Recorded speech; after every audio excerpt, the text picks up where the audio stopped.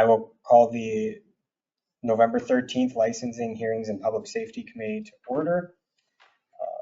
Roll call. Alder Lefebvre. Here. Alder Perella. Here. Alder Heidemann. Here. Alder Russ is here. Alder Peterson is excused. Please join me in the Pledge of Allegiance.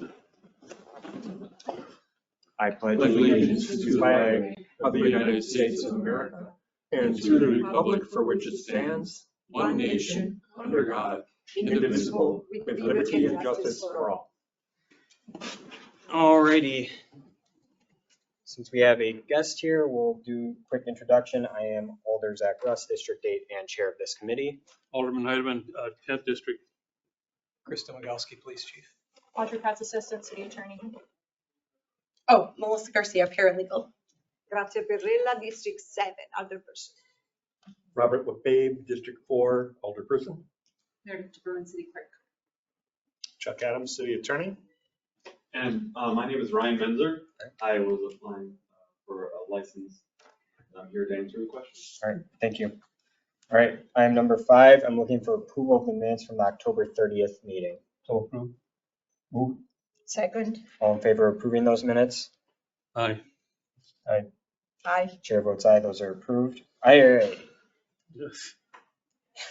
Item number 6, RC number 141-24-25 / RO number 57-24-25 by the city clerk submitting various license applications, cigarette/tobacco license application number 3687, Ryan Menzer, the cigar box.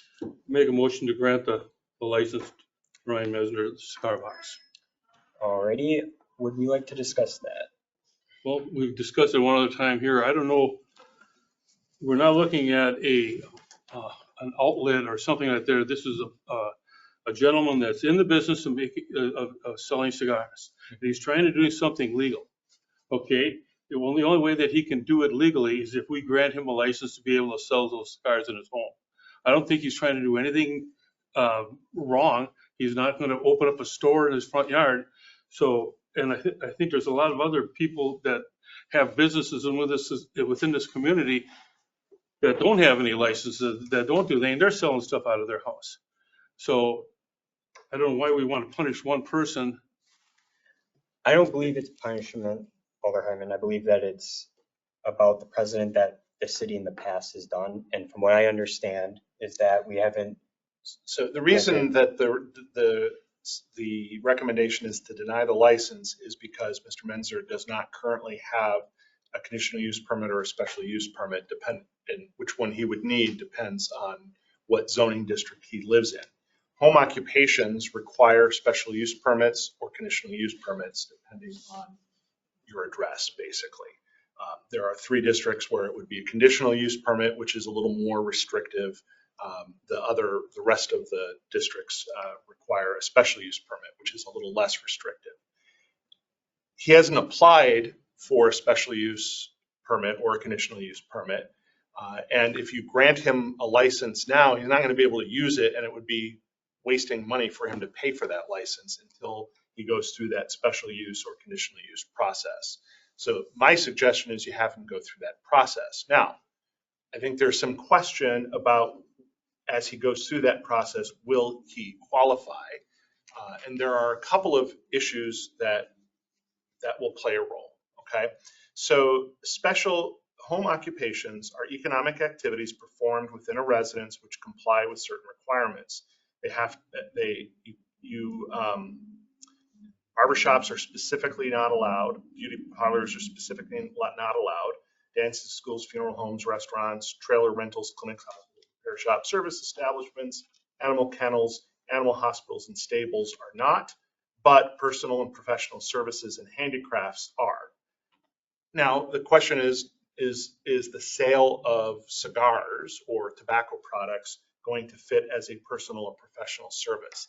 That's a determination if he's in one of the districts that the zoning director will have to make, is whether he fits that.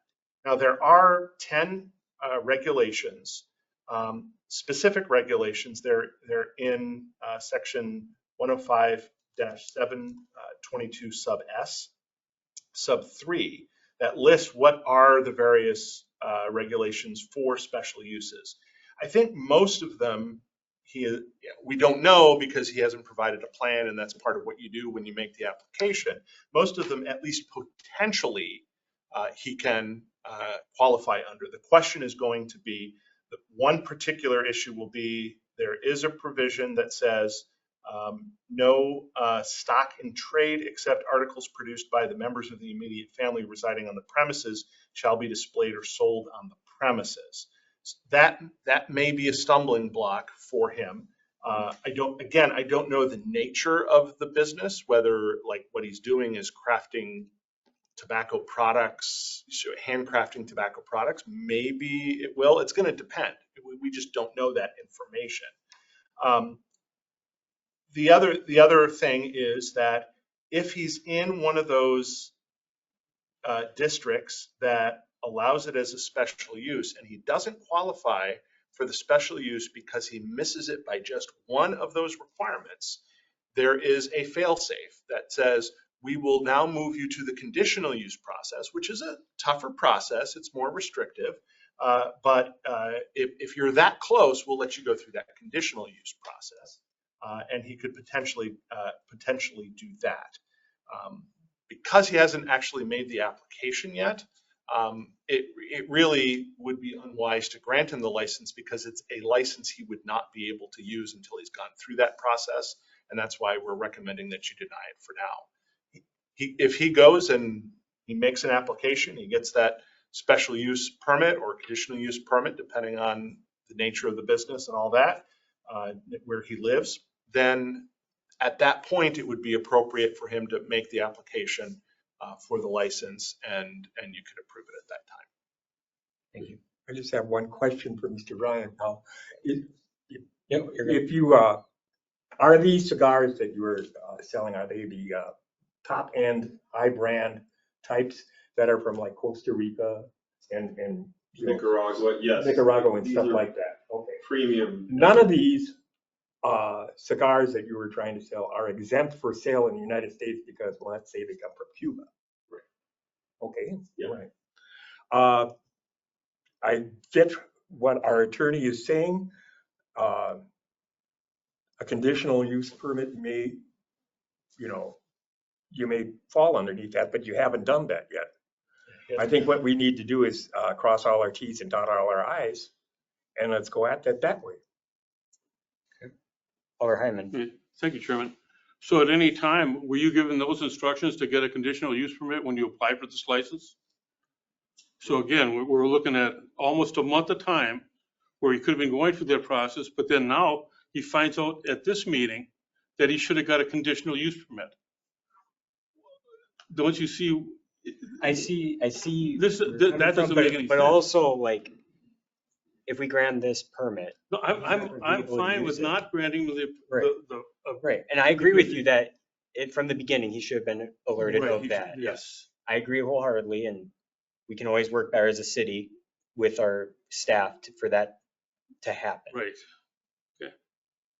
Agreed. Alder Perella. Yeah, I just wanted to add also that we need to be scrupulous with that because we don't want to create a precedent with conditions that are not met for someone else also to do the same thing. We don't want to,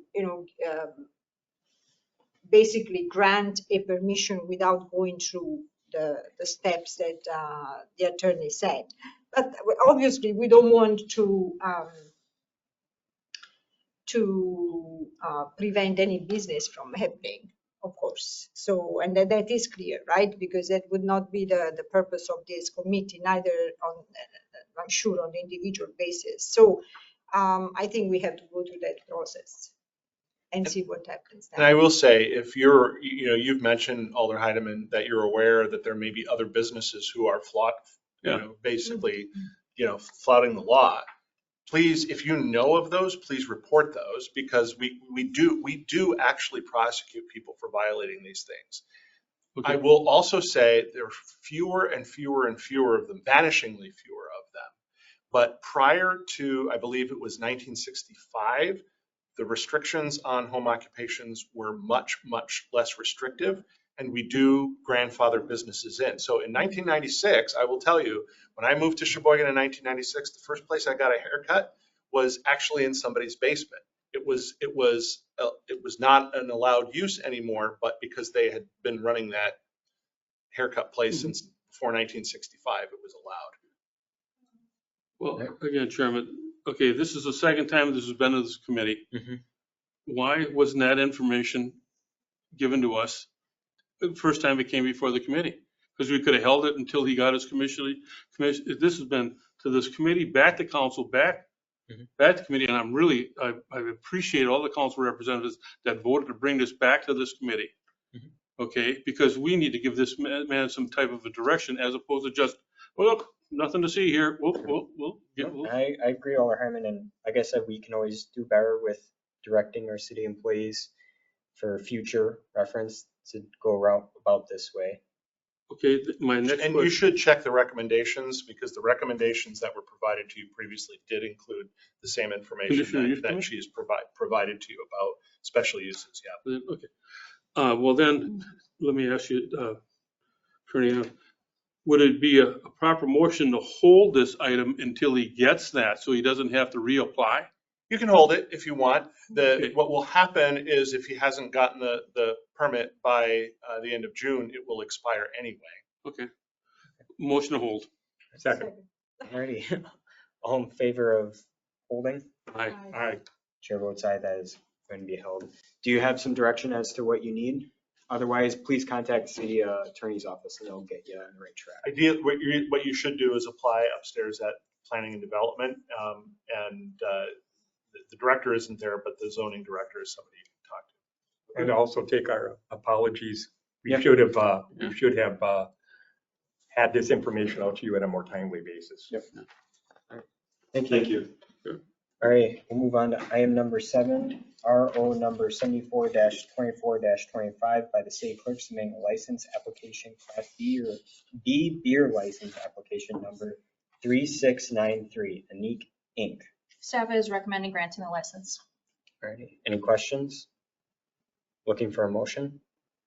Make a motion to approve. Second. All in favor? Aye. Aye. Chair votes aye, that's approved. Item number 8, RO number 81-24-25 by the city clerk submitting a license application. Staff is also recommending granting this license. Or it's not a license, it's a change of agent. My apologies. Any questions? All right, looking for a motion? So moved. Second. All in favor? Aye. Chair votes aye, that's approved. Item number 9, direct referral RO number 83-24-25 by the city clerk submitting a liquor license application. So staff is recommending granting this. This is a Class B liquor license. This is a reserve Class B liquor license. So Bar Soraya Bar and Grill is planning on paying the $10,000 licensing fee in order to have this Class B liquor license. Any? Yep, thank you, Chairman. How many more reserve licenses do we have left? We have 19 total. There are 4 out there, 15. Oh, yeah, thank you. Quite a few. I'm glad this gentleman's doing it. I really do. They I wish are out more there. people would buy it. Yep, they're out there. You can always get them. All right, looking for a motion. Motion to approve. Second. All in favor? Aye. Chair votes aye, that is approved. Our next meeting date will be Monday, November 25th at 4 p.m. Looking for a motion to adjourn. So moved. All in favor? Aye. Chair votes aye. We are adjourned at 4:44.